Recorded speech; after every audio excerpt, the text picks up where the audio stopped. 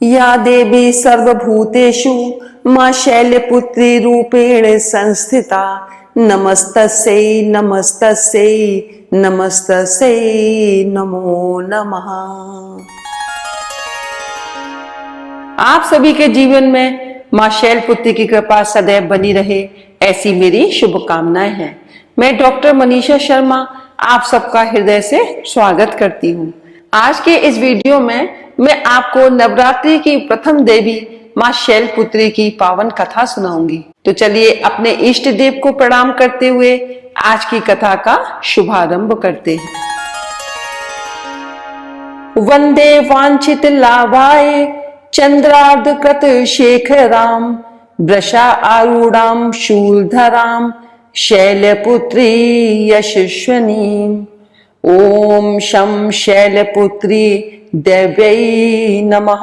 वृषभ स्थिता माता शैलपुत्री खड्ग चक्र गदा धनुष बाण परिग शूल भुशुंडी कपाल और शंख को धारण करने वाली संपूर्ण आभूषणों से विभूषित नीलमणि के समान कांति युक्त 10 मुख और 10 चरण वाली है। इनके दाहिने हाथ में त्रिशूल और बाएं हाथ में कमल पुष्प सुशोभित है। देवी शैलपुत्री शक्ति, दृढ़ता, आधार व स्थिरता का प्रतीक है। माता की उपासना जीवन में स्थिरता देती है।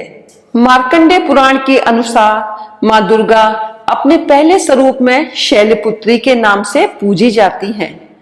पर्वतराज हिमालय की पुत्री होने के कारण इनका नाम शैलपुत्री पड़ा। अपने पूर्व जन्म में ये प्रजापति दक्ष की कन्या के रूप में उत्पन्न हुई थी, तब इनका नाम सती था। इनका विवाह भगवान शंकर जी से हुआ था। एक बार प्रजापति दक्ष ने बहुत बड़ा यज्ञ किया, जिसमें उन्होंने सारे देवताओं को अपना अपना यज्ञ भाग प्राप्त करने के लिए निमंत्रित किया, किंतु शंकर जी को उन्होंने इस यज्ञ में आमंत्रित नहीं किया। देवी सती ने जब सुना कि हमारे पिता एक अत्यंत विशाल यज्ञ का अनुष्ठान कर रहे हैं, तो वहां जाने के लिए उनका मन व्याकुल हो उठा। अपनी ये इच्छा उन्होंने भगवान शिव को बताई। भगवान शिव ने कहा, प्रजापति दक्ष किसी कारणवश हमसे रुष्ट हैं।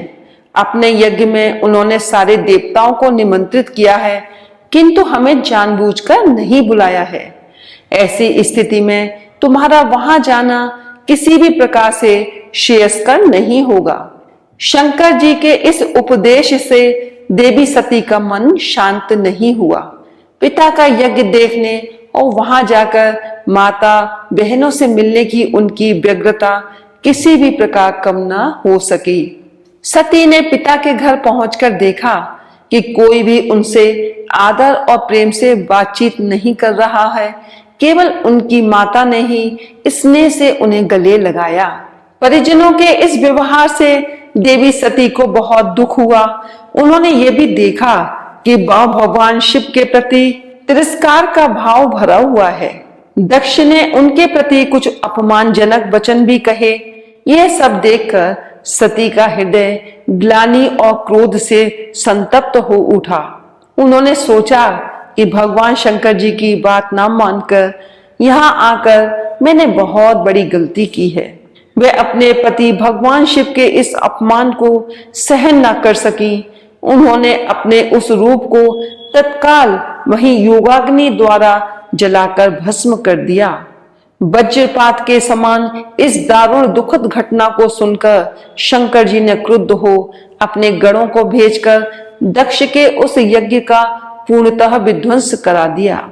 सती ने योगाग्नि द्वारा अपने शरीर को भस्म कर अगले जन्म में शैलराज हिमालय की पुत्री के रूप में जन्म लिया। इस बार ये शैलपुत्री नाम से विख्यात हुई। पार्वती हेमवती भी उन्हीं के नाम है। इस जन्म में भी शैलपुत्री देवी का विवाह शंकर जी से ही हुआ। मां शैलपुत्री का वास काशी नगरी वाराणसी में माना जाता है। वहां शैलपुत्री का एक बेहद प्राचीन मंदिर है, जिसके बारे में कहा जाता है कि यहाँ मां शैलपुत्री के सिर्फ दर्शन करने से ही भक्त जनों की मुरादें पूरी हो जाती हैं। कहा तो ये भी जाता है कि नवरात्रि के पहले दिन यानी प्रतिपदा को जो भी भक्त मां शैलपुत्री के दर्शन करता है उसके सारे वैवाहिक जीवन के कष्ट दूर हो जाते हैं। चूंकि मां शैलपुत्री का वाहन वृषभ है, इसलिए इन्हें वृषावरूढ़ा भी कहा जाता है। इनके बाएं हाथ में कमल और दाएं हाथ में त्रिशूल रहता है। बोलो शैलपुत्री माता की जय हो।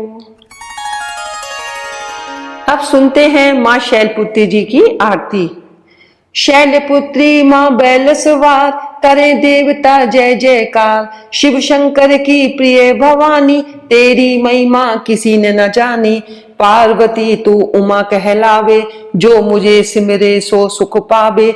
रिद्धि सिद्धि परवान करे तू, दया करो धनवान करे तू। सोमवार को शिव संग प्यारी, आरती तेरी जिसने उतारी। उसकी सगरी आस पुजा दो, सगरे दुख तकलीफ मिला दो। घी का सुंदर दीप जला के, गोलागरी का भोग लगा के। श्रद्धा भाव से मंत्र गाएं, प्रेम सहित फिर शीश झुकाएं। जय गिरिराज किशोरी अम्बे, शिव मुख चंद चकोरी अम्बे। मनोकामना पूर्ण कर दो, भक्त सदा सुख संपत्ति भर दो। बोलो मां शैलपुत्री मैया की जय हो। इस कथा को सुनने के लिए धन्यवाद। यदि आपको ये वीडियो पसंद आई हो तो इसे लाइक करें, शेयर करें, हमारे चैनल को सब्सक्राइब करें तथा बेल आइकन को प्रेस करें। हर हर महादेव, जय भोलेनाथ।